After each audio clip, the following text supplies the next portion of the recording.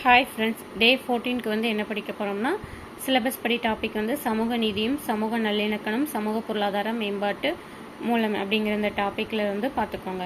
இந்த டாப்பிக்கில் ஸ்கூல் புக்கில் வந்து 11th சமூக நீதி, 12th வந்து நீதி கட்சியின் ஆட்சி 2015 வந்து எடிஷனில் உள்ள புக்கு, 9th ஸ்டாண்டர்டில் வந்து பணம் மற்றும் கடன், 9th வந்து இந்தியா மற்றும் தமிழ்நாட்டில் வேலைவாய்ப்பு, அதுக்கப்புறம் 7th வந்து பாலிட்டியில் வந்து 7th வந்து சமத்துவம். பாலிட்டியில் வந்து இந்த டாபிக் கீழே வந்து 3 லெசன் கவர் ஆகுது. அது வந்து 7th வந்து சமத்துவம், 6th வந்து பன்முகத்தன்மை அறிவோம், 6th வந்து சமத்துவம் பெறுதல்.